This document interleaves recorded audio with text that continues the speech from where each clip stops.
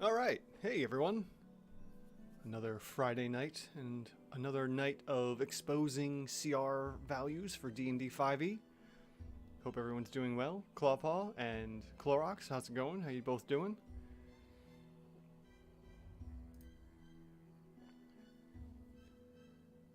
I have been thinking a lot about those monster versus monster live streams I've been wanting to do, and I threw a mention to my brother, but unfortunately he's extremely busy right now and hasn't gotten back to me. So much so to the point that, you know, he's getting ready. He and his wife are kind of doing this whole making a baby thing. So I will be an uncle probably around November or so. And just figure, okay, at some point, hopefully he'll be able to join me and mess around. But I really want to get these Monster vs. Monster videos started. So I'm gonna start doing those. I don't know when. They're gonna be random at first, and then I'm going to try and fit in like an hour or so to do that. So, all right, let's see what we got going on here. Clawpaw is pretty good. Working on a two-shot a lot, and it's quite fun. That's excellent to hear, Clawpaw. And Clorox is doing pretty good. Gonna be running session 1 of the Eberron, and that's tomorrow. Awesome, very hype. Yes, lots of hype. Can't wait to see how that turns out for you, Clorox. Awesome. Yeah, gonna be going back to my brother and his wife having a baby. I'm gonna be an uncle. This is first time for me, which is excellent, and I'm glad to see that you know, they're on their way to being parents, which is fantastic. I know my brother and his wife and my, I guess, stepsister would be excellent parents, I'm sure. So, with that out of the way, let's jump into this. We got a few people in the channel, and let's see what we got here. I'm curious. Okay, it's just, apparently they're counting me as one of the participants. That's funny. Okay. I am the third concurrent viewer at the moment, it looks. I don't know, unless it hasn't updated just yet. Anyways, so we have two requests here. One is a homebrew from Clorox, and the other is the Monster Hunter monster manual conversion by requested by Clawpaw, and I'm going to get those in order. So the first one is by Clorox with the Zakya Rakshasa. Now, Rakshasas have always been a small bane to me because usually they have the limited magic immunity, but it doesn't look like this one has it. So hopefully this one will actually give us a proper value. So let's jump right into that with all the news out of the way. Also, if anyone's watching this and they haven't done so yet, please come to the community channel over here on YouTube, the community section, and come vote on what you think is more useful. Exposed videos or battle tactics videos, because so far 289 votes, they're telling me the battle tactics videos are more helpful. So it looks like I may be switching the channel over to more of those at the moment. Probably from the way it's looking here and the percentages, I'm probably be doing 4 battle tactics videos and 3 CR videos a week, and just going with that for the time being. Since I have a full-time job, that's about all I can do for now. If I somehow were to make this something more, and something that was paying dividends, you could say, I would be more inclined to do more videos. But that's for future Andrew to work out. So, for the time being, let's take a look at this and jump into this Rakshasa. Oh, Clawpaw, thank you for voting. Okay, so we have the Rakshasa. And if anyone's watched the first season of Critical Role, they'll know exactly what I'm talking about. Let's see here. We have a medium fiend shape changer. Okay. I haven't changed the screen yet, so before we jump into that, let me change the screen because that is an accident I haven't done in quite some time. So there we go. Now we're looking at the live screen. All right. Let's see here. I personally prefer the CR exposed as I'm quite good when it comes to monster tactics. Well, like I said, I'm not going to, well, I may not have said, I may have mentioned in the Discord, I'm definitely not going to be getting rid of the CR videos. I'm probably going to be doing less of them for the time being, unless somehow I'm able to spend more time working on the channel and giving more time to the channel and whatnot. So hopefully, like I said, if it is in some way of paying dividends, I would be glad to put more energy and more work into the channel. But at the moment, unfortunately, this is about the maximum I can do, and I'm still struggling to try and find time to do the live stream MonsterVerse monster videos. So at some point, I will get there. It's just a matter of how patient can we all be. Okay, so now that the live screen is up and everyone can see what's going on, we have the Rakshasa here, Zakia Rakshasa, and it has an 18 for its AC of a scale mail and shields. We need to remember that in case we have a potential for two-handed weapons or not. It is medium, and we're looking at 10d8 and a constitution. Well, let's go through the scores here. We got 20 in case I need them, 14 for dex, 20 constitution, 13 intelligence, 13 wisdom, and 20 charisma. Now, this is one thing I've always been kind of chuckling to myself as I look at monsters. We all know that our players, as they level up, gain 1 hit dice every time they go from level 1 to level 2 and so on. So does that technically mean that our Rakshasa is a level 10 monster? Because since it has 10d8 hit dice? Maybe, I don't know. Something to think about.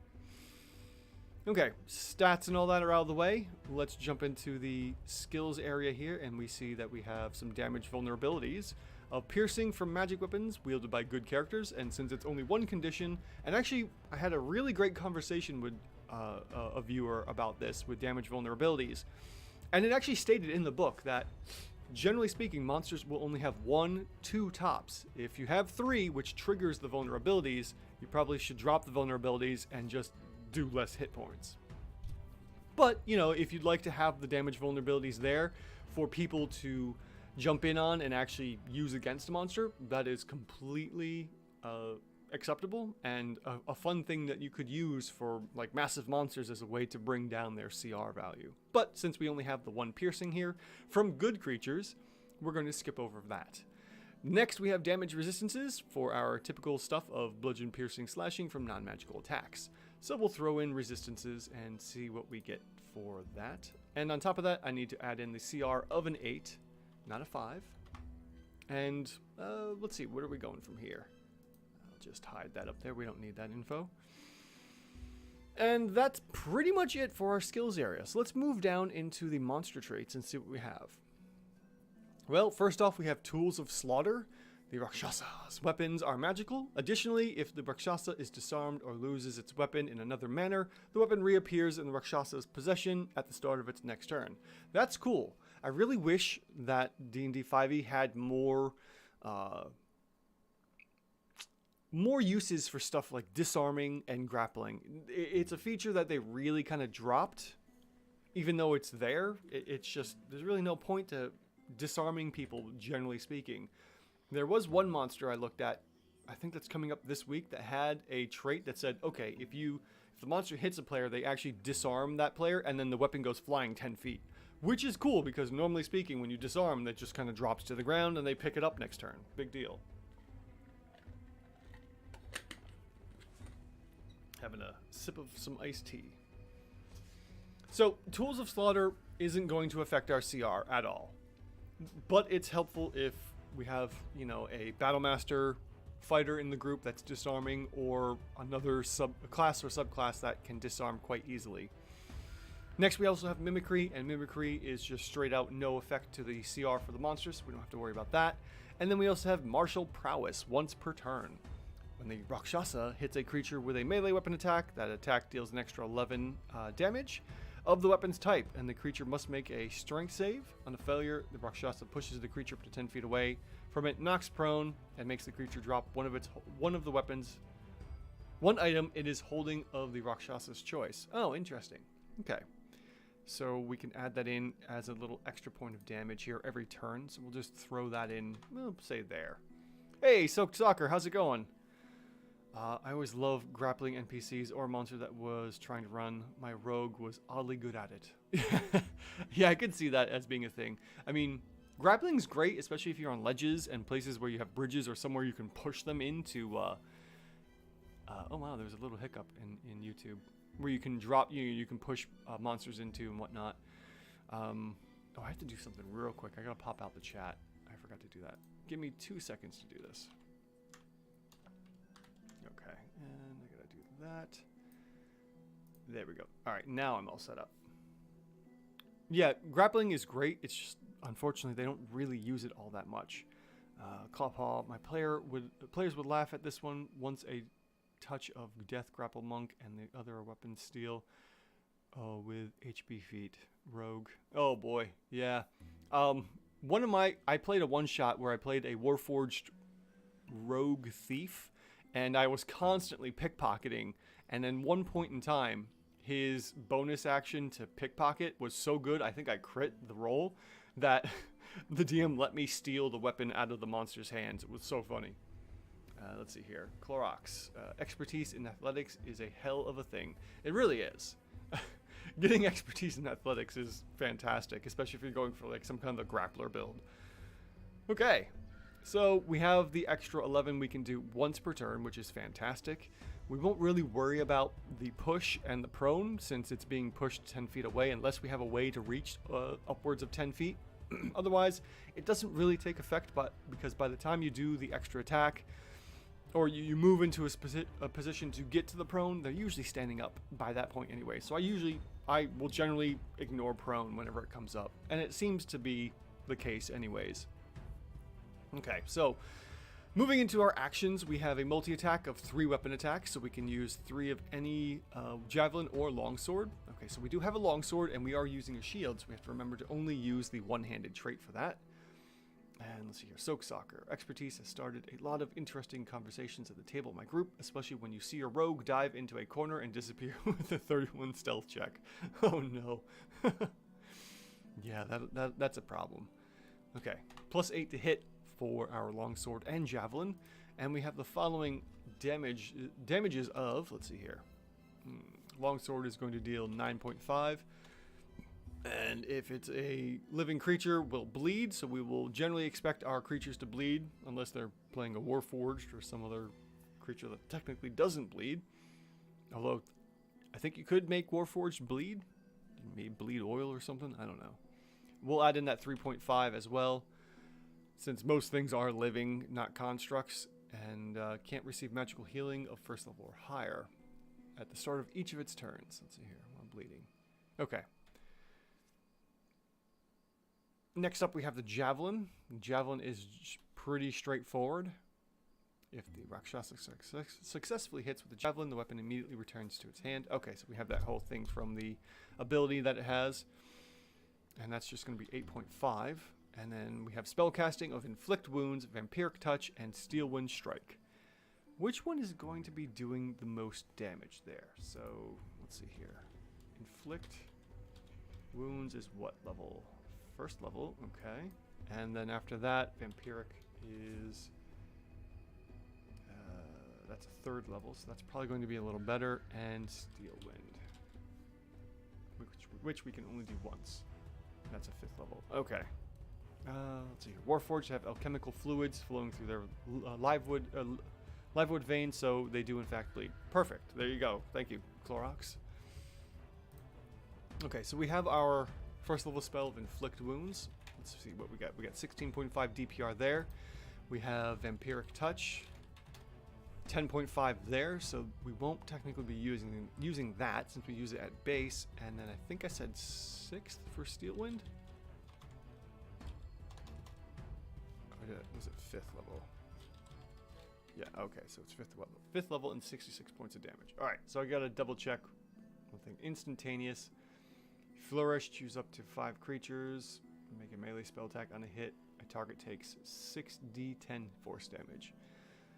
I think I did that right? 6d10 would be 5.5.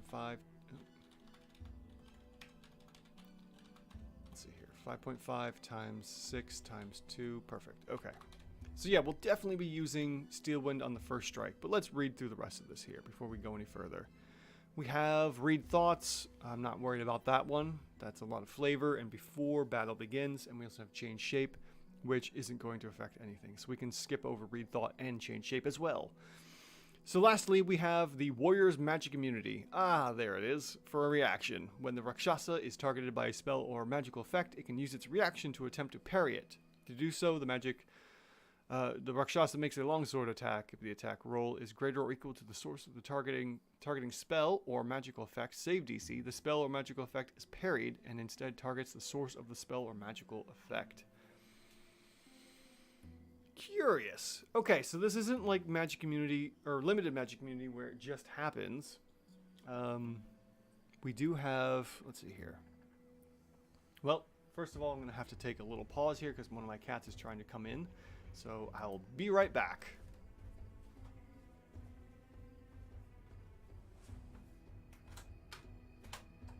Come on, pumpkin. Let's go. Did you go up to the roof already?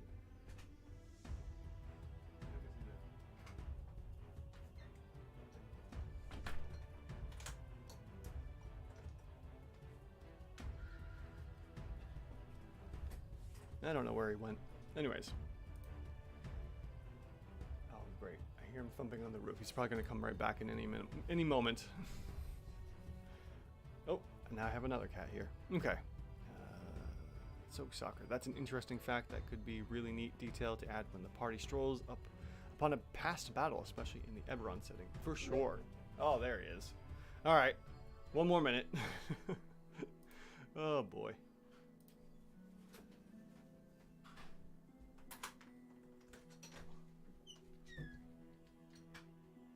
Come on, buddy. It's a cat door for a reason. Push through. There you go. Thank you.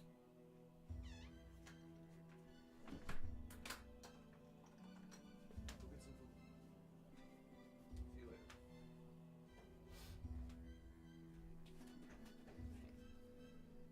All right, let's get back into this.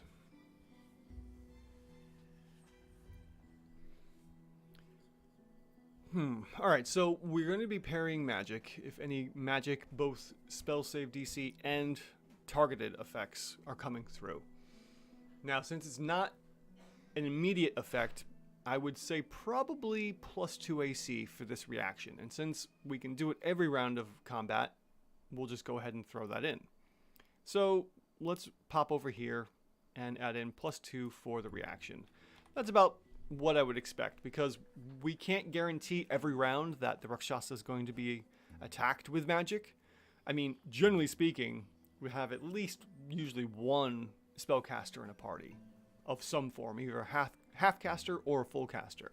So there's going to be some kind of magic, more than likely, but every round, we can't guarantee that. So I wouldn't go with a +4, but it's not going to be to the point of too rare where I would say +1. And we'll go with that. I think that's a pretty fair argument for this reaction. So, with that, let's take a look at our multi-attacks. Obviously, we would use the longsword since that's going to be doing the most amount of damage, and we can do that 3 times. Hello, Pumpkin. Getting nudges from him since he's just come in. It's nighttime, and he loves coming in and out all the time. Let's see here. And so we have 39 points of damage. So before we start adding in magic, let's just see what we have with our longsword, just for the heck of it. And I have to remember, thankfully that up there was popped in. We'll be doing that as well every round of combat. So we'll add in that, plus that, and we will just do those for now. Let's see what we get. Oops. Ah, bother. Okay. Anyways, multi-attack, plus the extra bonus of 11 damage for the longsword, and we'll times that by 3 rounds of combat. And we have a CR8. Okay. So that's a good start. Let's see what happens when we add in some of the magic here. Let's see. What do we got? What was that again? The Steel Wind Strike.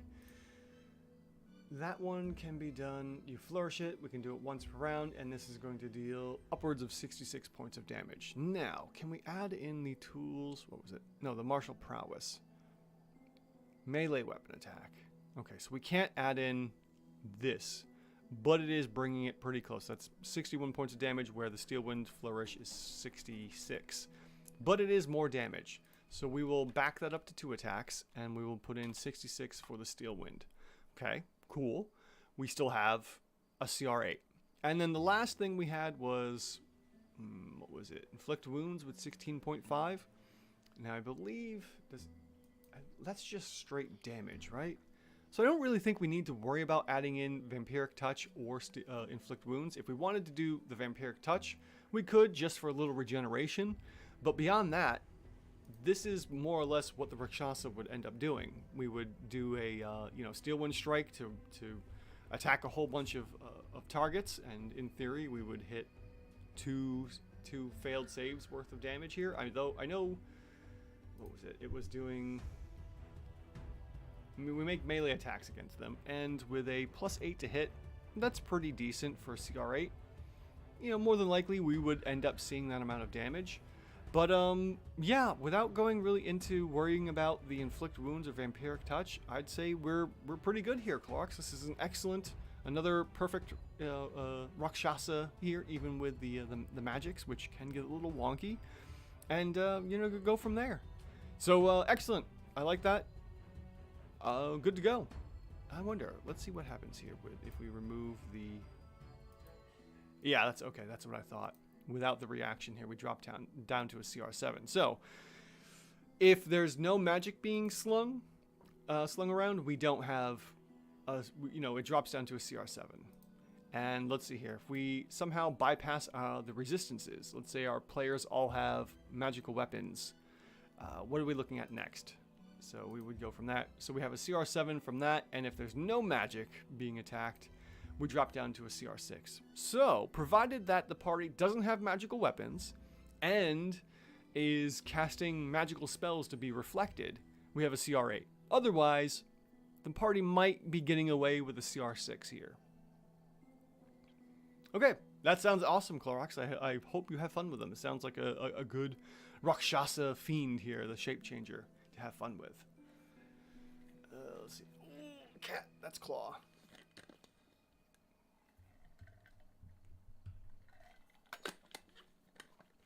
Let's see here. All right, so with that one done and out of the way,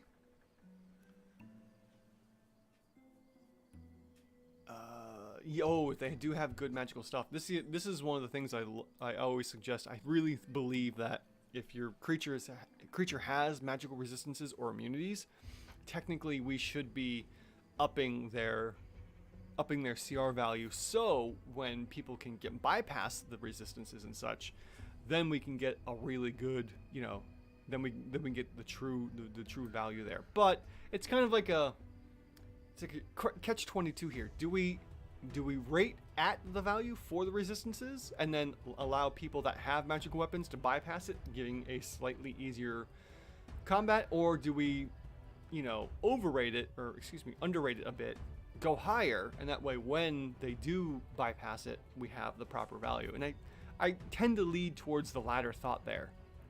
So if we want to buff it up, let's say we say 14 hit dice. Not quite. We would need maybe 16? Yeah, if we do 16 hit dice, we're good. Let's see what happens if it looks like if we still have resistances on. Then we're looking at CR10, and if we have the extra AC for magic, CR11. So kind of back and forth with that. Yeah, let's go back to 14 here. If we go to 14 with magic and resistances in place, we're looking at CR10 at a hit dice of 14 and magic reflection. So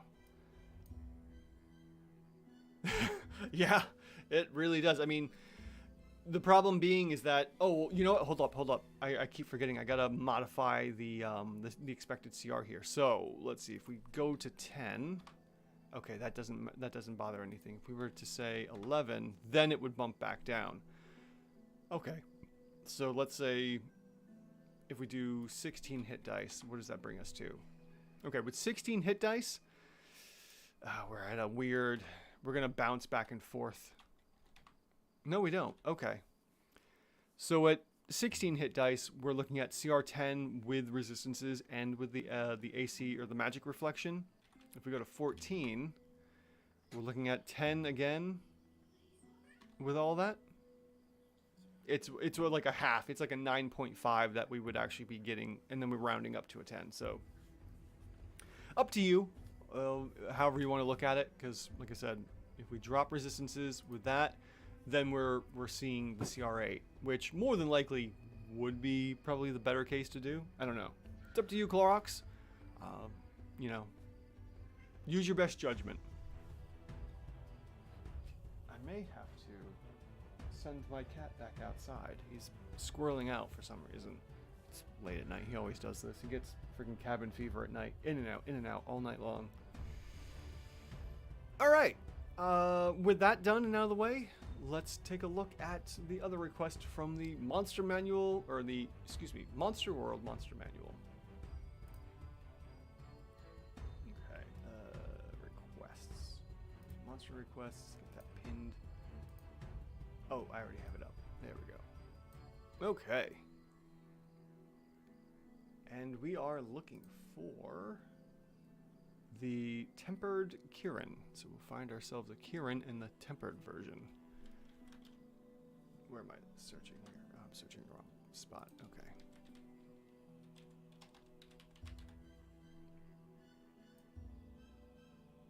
Okay, page 101. Very good.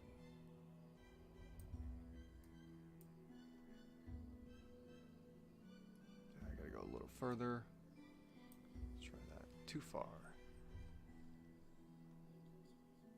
112. Ugh.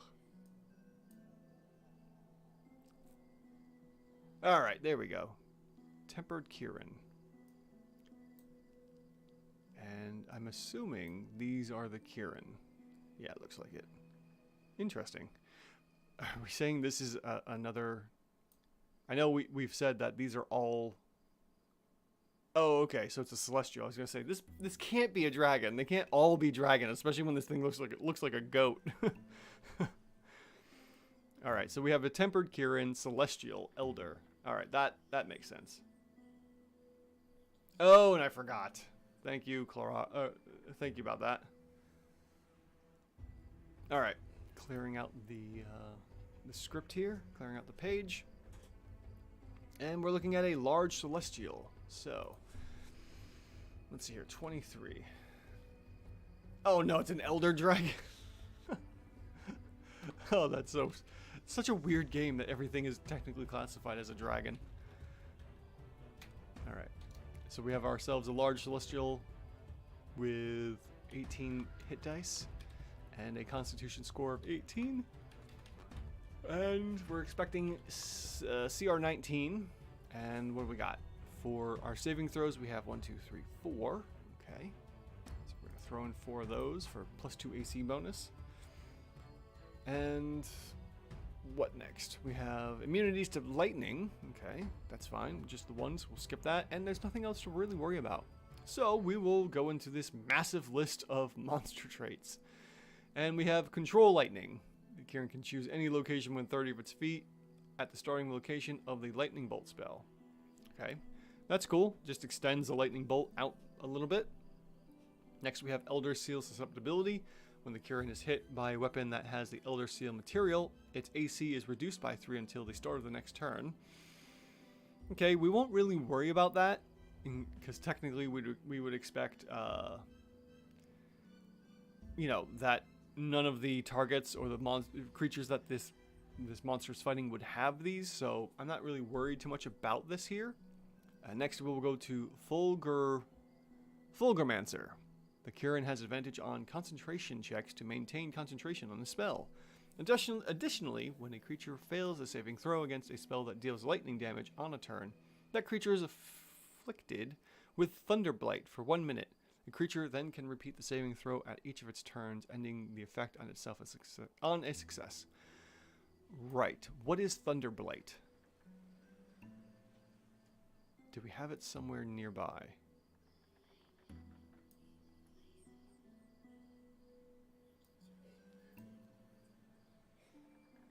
Okay.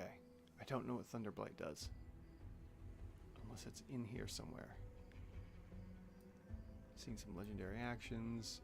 Nothing real. Alright, I'll have to look at that into that a little later on. Oh, at the top of the book? Ugh, alright, I don't want to have to go all the way back. We will get back to that in a minute if we need it. Alright, some innate spellcasting. Let's see. We will skip over the spells for now, although we do have Chain Lightning. which we would definitely be using.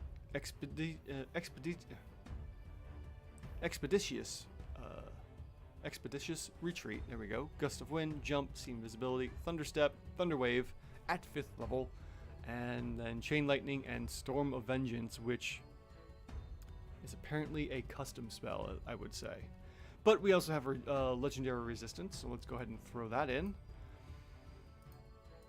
Okay, we have that there. We also have its partner in crime, magic resistance. And then we have magic weapons, which we don't need to worry about, and spellcasting as well. So we have innate and regular spellcasting. Oh, lovely. So we have light, shocking grasp, thaumaturgy, thunderclap. Is that twice? Oh no, thunderstep and thunder wave. Call lightning and destructive wave, elemental bane of lightning and lightning bolt, as well as storm sphere. Maybe it is. Maybe I just am confused. I don't, you know, let's see. Oh, okay. Thank you. Sure enough, there it is. Storm of Vengeance. 91 DPR on average. Okay. Oh, thank you, Clawpaw. It is a vulnerability to the stunned condition. Excellent for that. What was it? Thunderblight. Excellent. So, yeah, alright. Yeah, so it would just help, oh, excuse me. Oh, it just helps stun creatures. Okay. Well, let's keep going here. For the minute, I'm going to skip over all this magic and come back to it in a minute. So we have ourselves some actions. The Kirin makes 3 attacks, 2 with its hooves and 1 with its horn. And for those, we can do plus 12 to hit. Oh, okay. Thank you. I don't have the... Do I have the casting time? No, I don't have casting... Oh, no. I have casting time as these. Okay. I might have to switch that to casting type. Alright. Oh, I don't know what I clicked that for.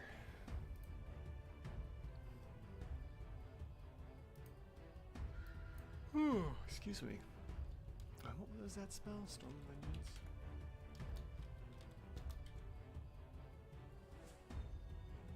No, it's just 1 action for casting time. Maybe I did have it right.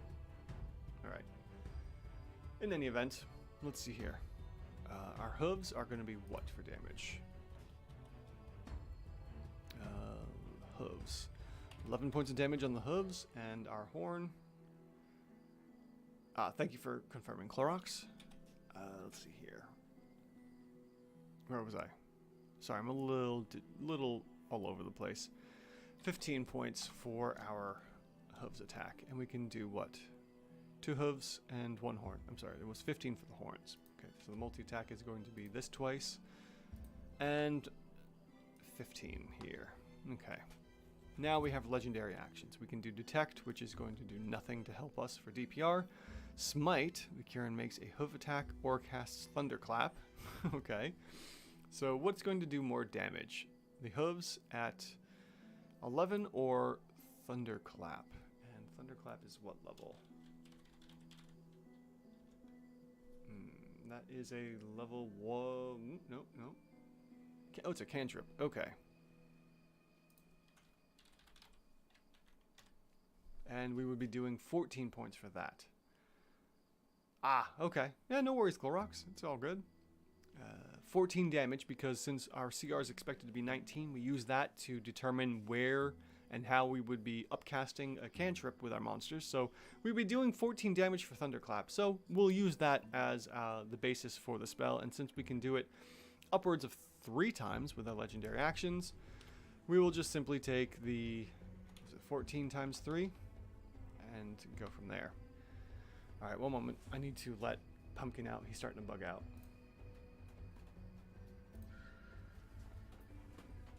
All right, Pumpkin, come on.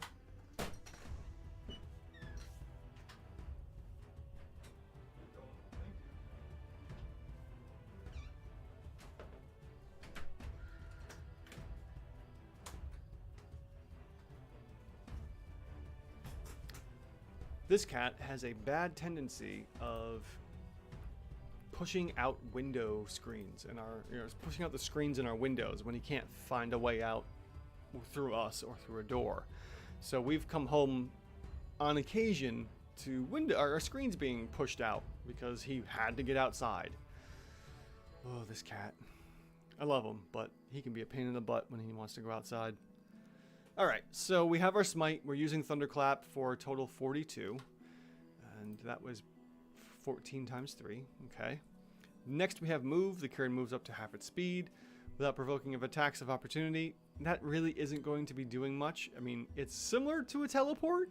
I mean, yeah, we could look at it that way. How fast is this thing moving? 60 feet?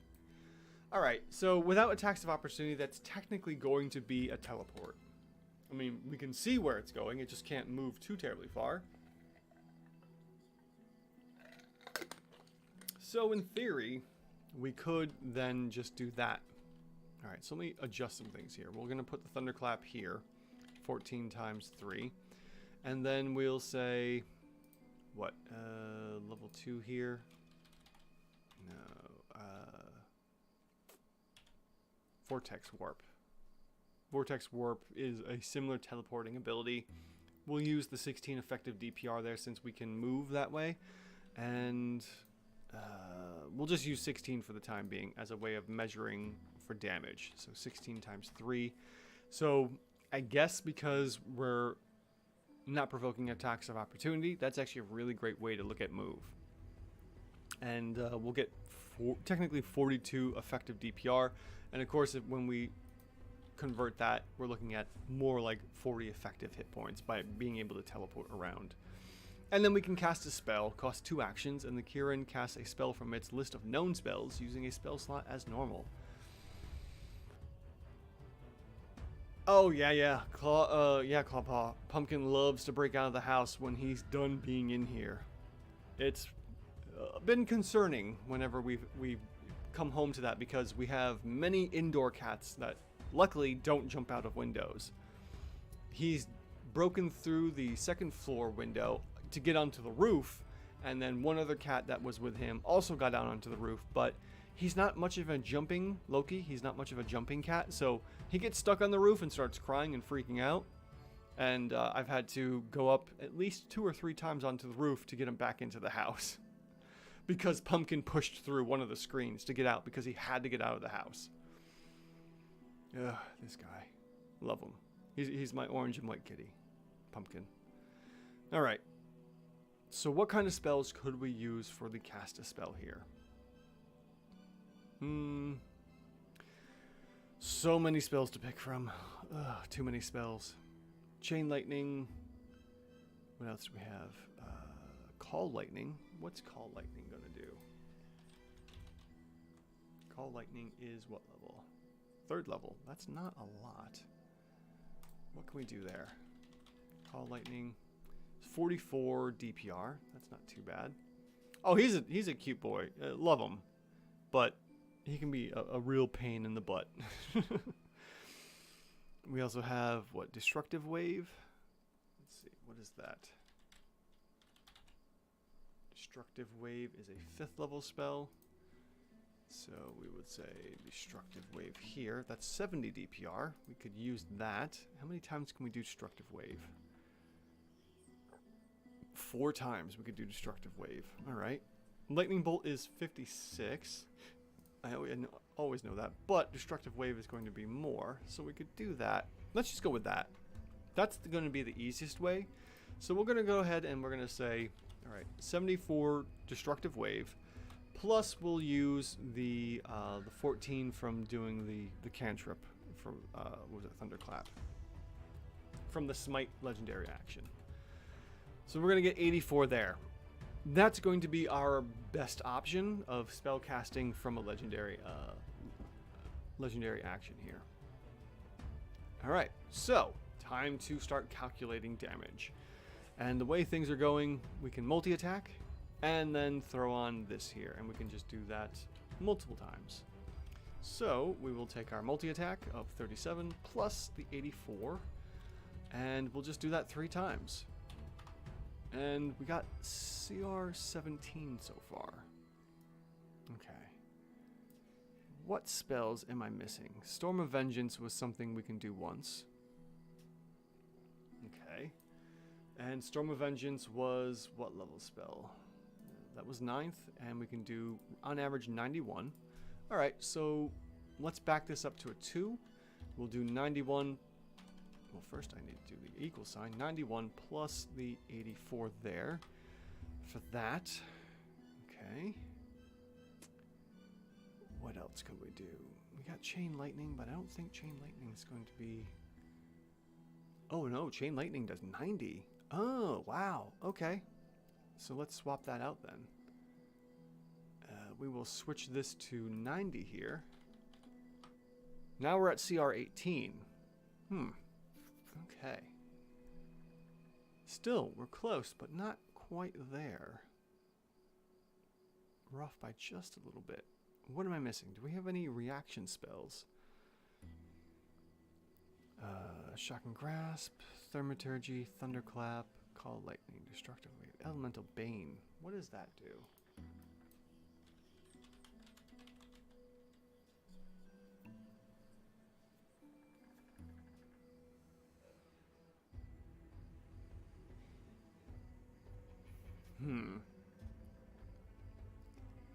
Okay, so Elemental Bane with Lightning could be helpful.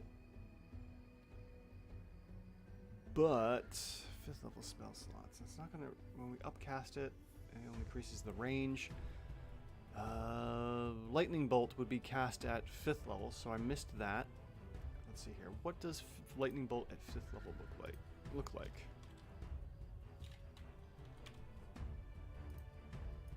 We're looking at 70 damage for Lightning Bolt. Storm Sphere. What do we got for Storm Sphere? That's a 4th level. Let's see.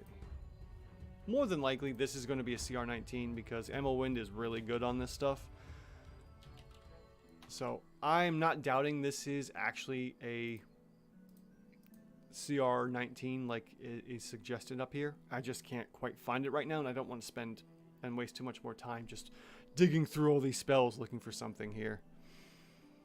What do we have? What was that? Call Lightning here? At 5th level, 66. Yeah, there's something here I'm missing. I'm sure, you know, maybe the Lightning Bane or... Where was it? Thunderwave at 5th?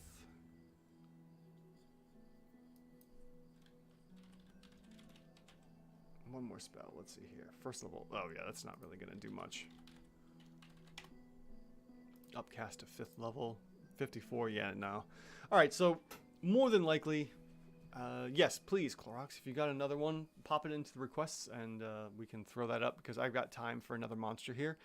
I'm going to say, even though I haven't found the 19, I'm sure this is a 19. Like I said before, Ammo Wind is really great at this stuff, and it's here somewhere. I just can't quite find it at the moment, unfortunately. I mean, if anything, if we switched out the damage to the effective, you know, teleporting here, that might be the key, but I don't want to waste too much more time. Let's jump right into another monster here and see what we got. So I'll give Clorox a couple moments to throw up the monster into the Discord. If anyone watching would like to join the Discord, it is in the chat, pinned to the top of the chat there. So come on in and join us if you dare. I mean, it's not like there's anything risque going on, but you know, whatever. Anyways, so that's the Tempered Kieran for the Monster Hunter Monster Manual by ML Wind, and we're going to take a look at one more monster here, another Rakshasa from Clorox, and see what we get. Okay, we have the Nastharun. Nastharun? I like that. Sounds good. Rakshasa, another medium fiend, shape changer. What's with all the magic kitties? I don't know. It's a very Rakshasa setting for Clorox's campaign, I'm sure. So let's see what we got here. Alright, starting from the top, we have 17 AC, medium, and 14 D8 hit dice, with 16 Constitution, and should be a CR 11. We have one saving throw of Dexterity, so we don't have to worry about that, because it falls into the 0 to 2 range. We then have damage vulnerabilities again, since this is a typical Rakshasa trait to have in place.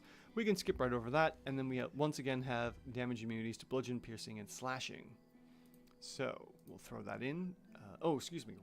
Immunities, not resistances this time. And then we have condition immunities and so on and so forth.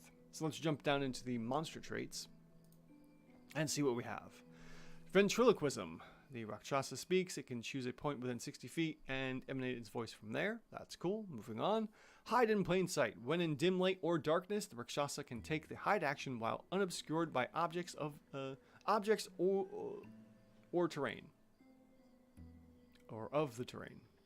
Not quite sure how you want to word that. So hide in plain sight. Let's see here. While in dim light or darkness, I believe we can use shadow stealth for that. Yes, while in dim light or darkness, your creature takes the hide action. Can we do it as a bonus action, though? Oh, we can't do it as a bonus action. So, okay, so it was supposed to be or. Objects or terrain. Hide in plain sight. Is this an action or a bonus action? Because if it's an action, we're not going to get the full effect of shadow stealth. Because otherwise it would be a +4 AC. While I wait for that response, we'll move on to Tools of Assassination. The weapons are magical, and let's see here. Same thing as before. We'll skip right over Tools of Assassination. Skipping Mimicry as well. We do have Evasion. That's excellent. So we'll throw Evasion on, which is the same as Avoidance. So we can use that there. Oh, okay. Yes. There it is. Shadow Stealth and Shadow Step. Okay, perfect. Okay, so then we will use the Shadow Stealth, because they're both going to roughly be the same. And I'll just go ahead and throw that on for now. Where was that? I'm looking at the monsters. There we go. I was looking at the monster examples and not the actual trait name itself. Okay, then we also have Sneak Attack once per turn, and the Rakshasa can get an extra 14 damage on a hit. We all know the deal with that. More than likely, we would expect to have advantage on every turn of combat, so we can do that. And then we can come down into the multi-attack section here, and we have 2 attacks and then casts a spell. Okay, so our attack rating is going to be what? Oh, you know what I forgot to do for that monster was to change it to DC. And that's probably where the problem was. I was using the attack bonus and not the DC rating for all the spells from that Kieran. Let's see here. Soaked Soccer. Loves some fiends, especially when the players think every encounter is meant to end in bloodshed. Never seen more terrified players when a bone devil rips apart the fighter. Oh no. Oh, that's funny and terrible all at the same time. Alright. Back into this. We have a +9 to hit, and we are, let's see here, makes 2 attacks and casts a spell. So we have our short sword, and the short sword here is dealing an initial 8.5 points of damage, and then also takes a whopping 17.5 poison damage. Very good. And then let's see here, and just saves for half damage. Okay, the longbow on the other hand is going to be 9.5 and 14, since we have an even number there. Then we have spellcasting of Darkness, Mage Hand, Minor Illusion, Darkness, Detect Magic, Invisibility, and Pass Without Trace. Okay, so this is, invisibility is going to be extremely handy. Darkness, probably not, because we only have regular dark vision, and darkness is going to impede their senses and won't be able to see through the dark vision. So, darkness should probably only be used as a means of escape. Alright, let's see here. So, we have the shape change and the read thoughts. We can skip those, but we do have the invisibility. And since we can cast a spell as part of the action, we'll definitely add in invisibility as this over here, since we can use that in part of the attack.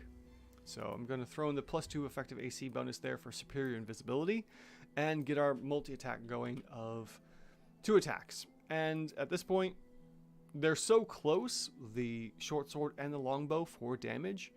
It doesn't really matter which one we're going to use, but for all intents and purposes, since we're going to go with the most, we'll just go with 2 short sword attacks, because this one will not be that far behind with a 47. So we're looking at a difference of, what, 5? 5 damage. Okay. Then we have our bonus actions of Shadow Stealth and Shadow Step, as well as Assassin's Magic Immunity. So the Shadow Stealth or the Shadow Step, we can use either of those, and because of Shadow Stealth, more than likely this is going to give us the better rating than Shadow Step could, so I'm going to stick with that for the trait here, and give us the +4 effective AC bonus, because when we look at the potential of Shadow Step, and the effective hit point bonus, technically the AC bonus of Stealth is going to be more impactful than the Step. So I'm going to stick with Shadow Stealth as the better version here. And then we have our reaction of the Assassin's Magic Immunity. So when the Rakshasa is affected by spell or magical effects, he uses reaction to attempt a stealth ability check versus the source's spell save DC. On a success, the Rakshasa is unaffected by the creature's unaffected, and the creature nearest to it is affected by the spell or effect instead. Curious. So it's very similar to what we had before, slightly different wording. I like how that works, and I'm going to say another +2 here as well, just like the other Rakshasa. Okay, so let's move into our rounds of combat.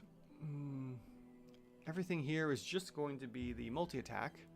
We are casting a spell. Like I said, I would go with invisibility to get those bonuses. The only other thing I might consider using, no, that's really it. Maybe darkness. I would say darkness and then use the bonus action to get out of that darkness. That could be handy.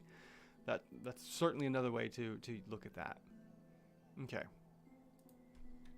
So we will times that by, oh no, we gotta, yeah, no, we're good. Multi-attack, or the multi-attack there, times it by 3 rounds of combat. And looking at a CR10. The expected rating is a CR11. We're a little shy. What did you end up using, Clorox, to get the 11? Am I missing something here? Because whenever I end up below the target number, I generally think I've missed something.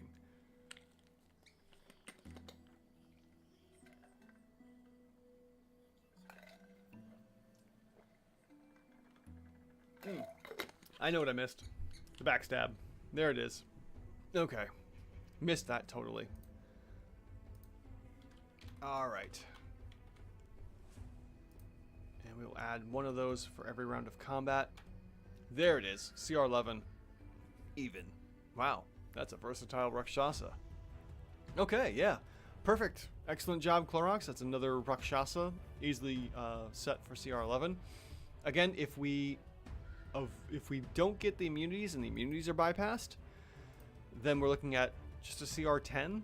So I wouldn't worry too much about this one with the immunities back and forth. That's funny. Just give yourself a pat on the back there. And let's see here. For not using any magic, which again we would go back and forth with this, the magic effect of the reaction isn't that big of a deal, so it's not affecting our Rakshasa all too terribly much. And obviously we would be using the Shadow Stealth somewhere in there, so I'm not worried about that. We would have shadows around unless the players know better and start casting light in shadowed areas or removing the shadows entirely. But if that were to happen as well, we could just lean back on the superior invisibility as well. But if we were to say, let's say everything is gone somehow, we would be looking at base CR9. If by some chance the players are able to coordinate no shadows, no magic, and no immunities, which is going to be very hard to pull off, in my opinion. All right. Well, there we go. That was a fascinating couple of Rakshasas to look at, and another monster from the Monster Hunter Monster Manual by ML Wind and suggested by Clawpaw. Thank you so much. I think I'm going to cut it here for the night. It's been a rough couple days. Had some personal stuff go on here that has been not the best. And, you know, I'm going to take some time off. That's probably why I've been a little distracted. But, you know, everything's good. Everything's been taken care of. So, thank you all for joining me. That's going to be it for the night. Thank you so much. I appreciate everyone for stopping by and hanging out with me as we looked at some homebrew monsters and a official third-party monster. You've all been amazing. Let's see here. It was Soaked Soccer, Clawpaw, Clorox, and did we have anyone else? I think that's it for tonight. Yeah, looks like it. Okay. Thank you all. You three have been amazing for hanging out with me tonight. I appreciate it. And, yes, very tired, Clawpaw. Like I said, it's been a busy couple days here. Yes, everyone take care. Have a wonderful rest of your night and enjoy your weekend. And in some instances, your mornings, depending on where you are in the world. Thank you all for joining me. You've been amazing as always. And for those of you that have watched all the way to the end of the video as well, you're amazing as also. Thank you so much. And this is me, Andrew, asking the question as always, are your encounters even rated? Have a good night, everyone, and I'll see you, hopefully, with some Monsterverse Monster live streams as well. Good night. See you later.